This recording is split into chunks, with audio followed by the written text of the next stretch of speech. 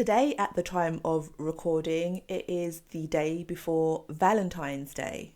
By the time you actually listen to this, it's going to be way past Valentine's Day. You're probably going to be listening to this sometime in March by the time I get to edit and hit publish on this episode. But with it being so close to Valentine's Day, this is the theme that's coming up recently. I have seen, and I say this with love, that the girlies are not listening to the red flags. They are taking the sign of red flags as a sign to approach with caution. And babes, when you think about what traffic light systems are about, does red mean proceed with caution or does red mean stop? Right, okay. So we want to avoid, for 2025 and beyond, we want to avoid toxic relationships. We want to avoid people who are emotionally unavailable. We want to avoid people who are more interested in doing harm and reenacting their childhood wounds onto us and projecting their insecurities in your relationship, in your situationship, and avoiding true intimacy, avoiding connection, and just avoiding being honest. And we do that by paying attention to those red flags and not proceeding with caution, using those red flags to determine, actually, this is not a safe person for me. This is not the type of dynamic I want to be involved in. And having the foresight of self-protection and knowing your worth. How does that sound? Let's unpack what red flags are. Welcome to Healing Childhood Trauma, the podcast for millennial women who are ready to heal from the past. Here, we have the deeper discussions on emotional well-being and practical tips that will empower you to transform your relationships and underlying anxiety from insecure to secure attachment. I'm Lizandra, your host and psychotherapist. I'm a little bit obsessed with human development, deep conversations, and finding the lesson even in the most challenging of circumstances. I'm very happy to have you with me on this journey of self-discovery where we unpack the past and heal in the present. I am very much an advocate for healthy relationships, and I don't think we've been conditioned enough in accepting our worth and realising that actually the impact of having a harmful or a toxic relationship, it really has a bigger impact than what people can realise.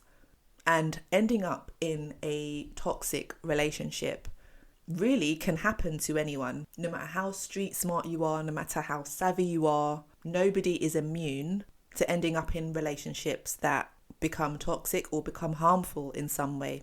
It can happen to anyone.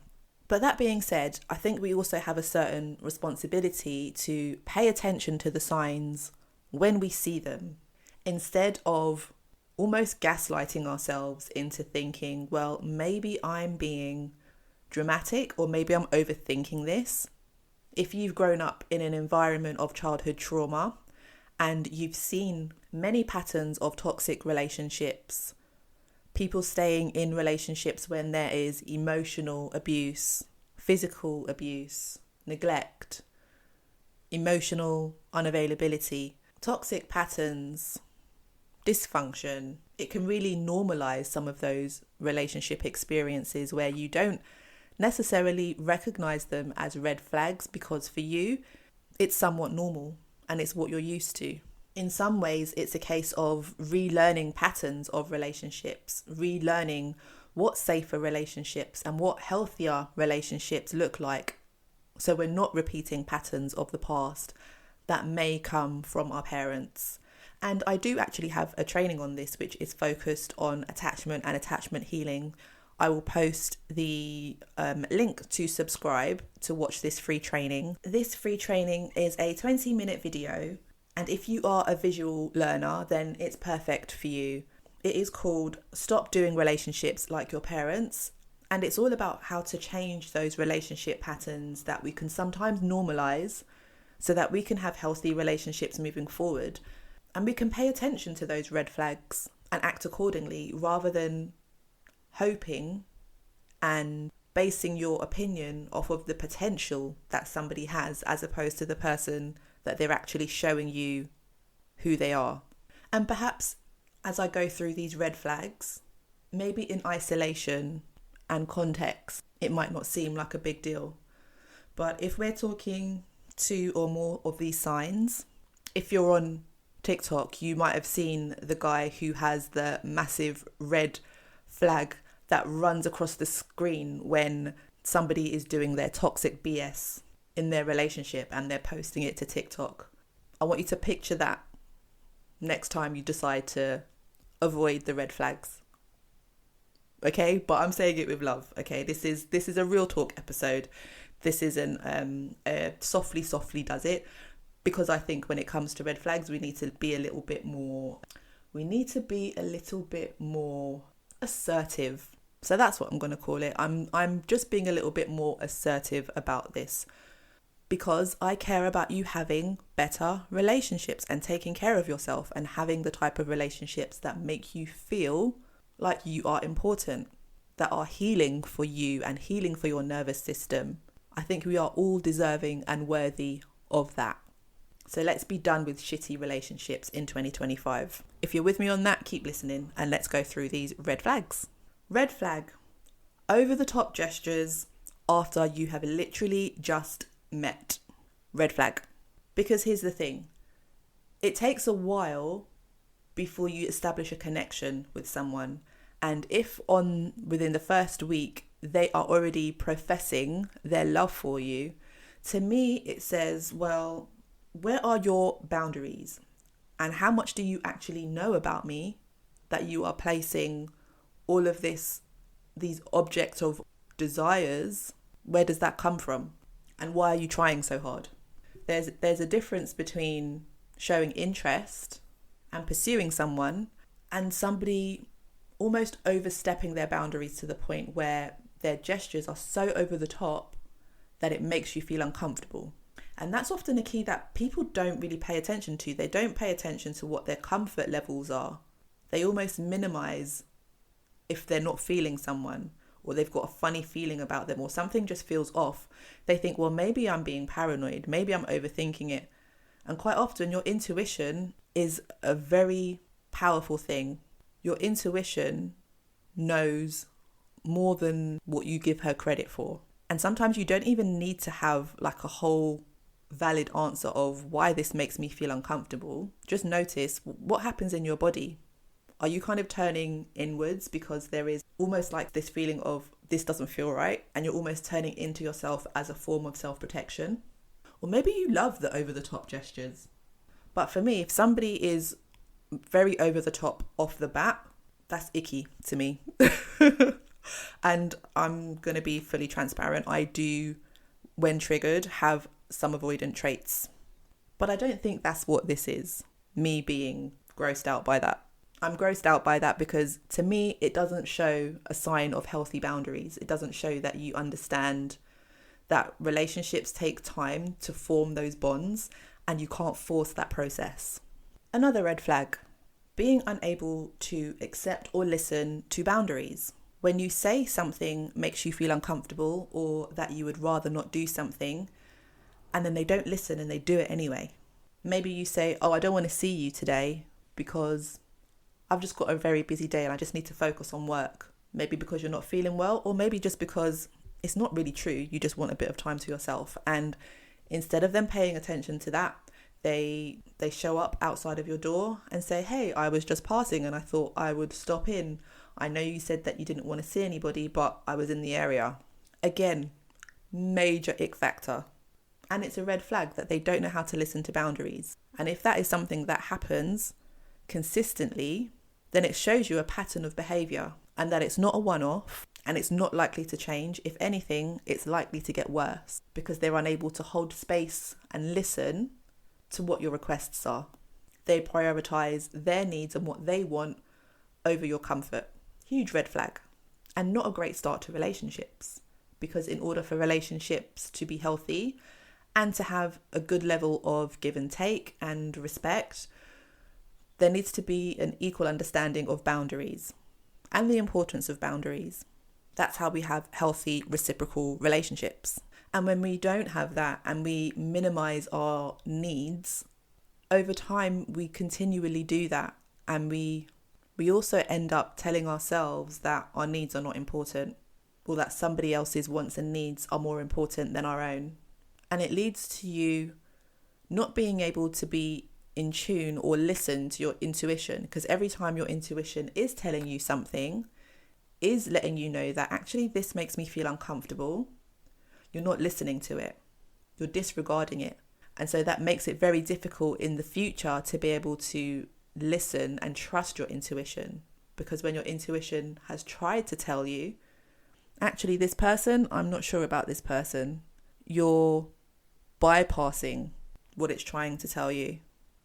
You're ignoring those signs, you're ignoring those feelings. And in relationships, it's not just about you being able to set boundaries, it's also observing, does the person also know how to respect boundaries? Do they know how to pay attention to what I've asked them not to do? Do they take my feelings and my needs into consideration? This red flag is something that automatically has me looking at people sideways, okay? Now, if they start describing all of their exes as crazy, and they have stories about this is what they've done to them, this is why they're no good, this is why they're toxic, this is why they're a narcissist, and it's almost oversharing about that relationship and being very negative, talking very negatively about that person, talking very negatively about the relationship in a very derogatory way. And if there is a pattern of consistently having these relationships, and then there is a lot of blaming the other person without any self-reflection or accountability, that's a cause for concern. And that's something that needs to be paid attention to. Now, that's not saying that everybody who has had a narcissistic or toxic relationship in the past means that they are a red flag person, but it's more just in the way that they talk about this experience. It's more the way that they refer to this person and the kind of language that they use. And again, how does it feel for you listening to them talk about another person in that way? Especially if they're using really grotesque and really foul language about them. Just paying attention to how does that sit with you? How does that make you feel? For me, it's giving red flags. And this can also relate to the things that they say not really adding up, not really making sense. And maybe it's a lot of blame of this person is toxic and she was a narcissist or he was a narcissist. But then when they talk about it more, it's like, how is that? How's that? That doesn't really make sense to me. Something about what you're saying sounds off. It reminds me of situations of people who brag about things that they clearly don't have, or things that just are not important because they want you to perceive them in a certain way.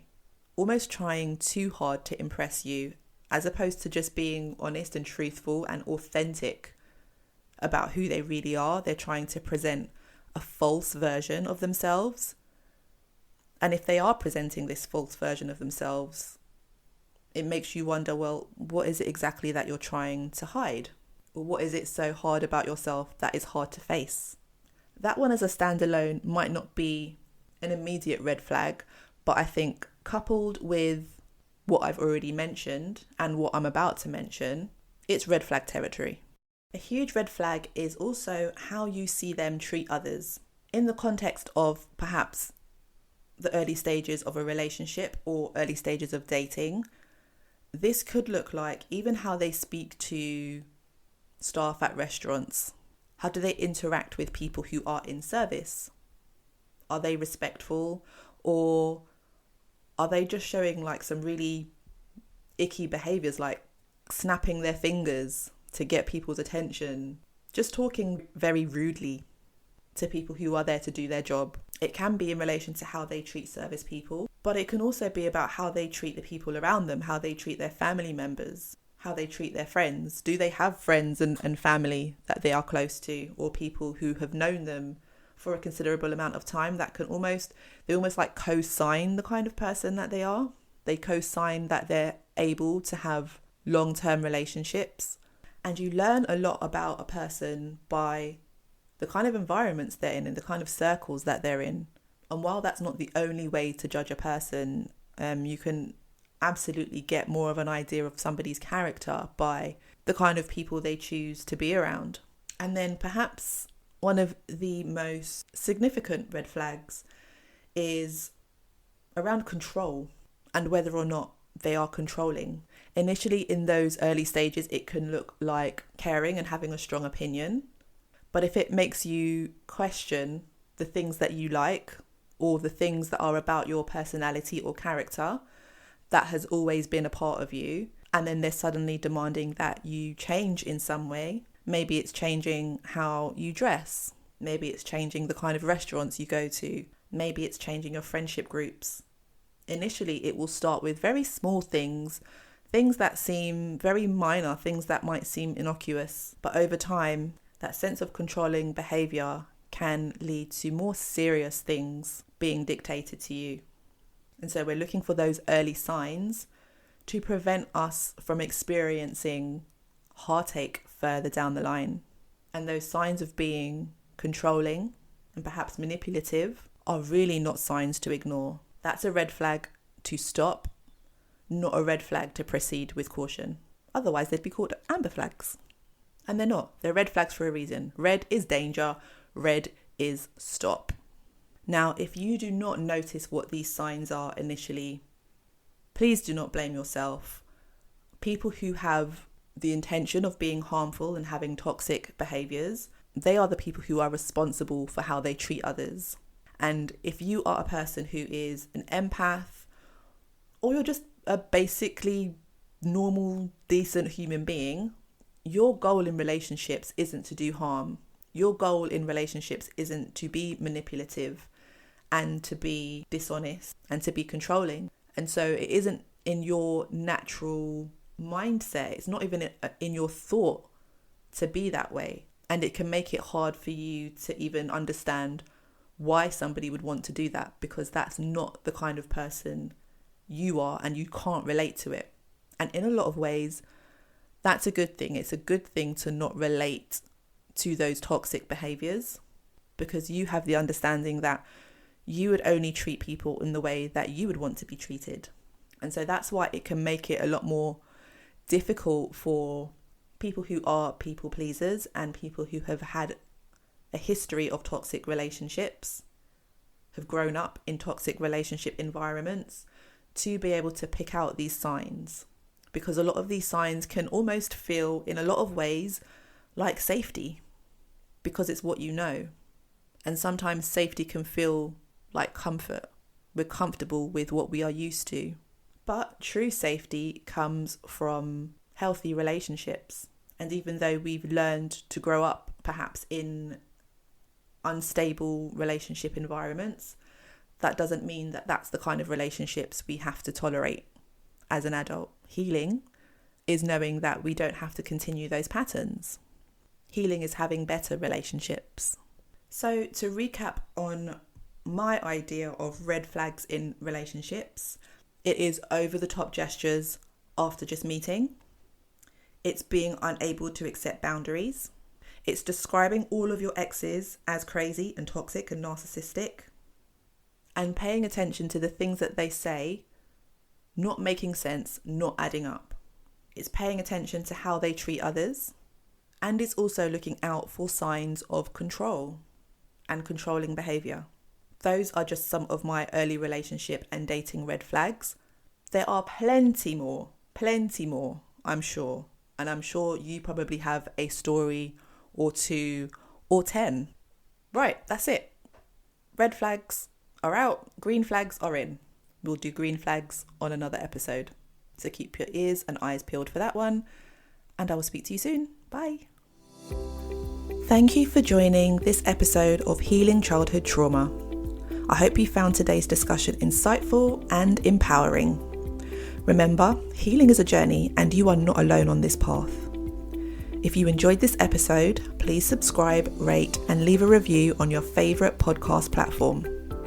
And you can share this episode with a friend. Your feedback helps this podcast to reach more women who are ready to heal and build secure, healthy relationships and heal from the past.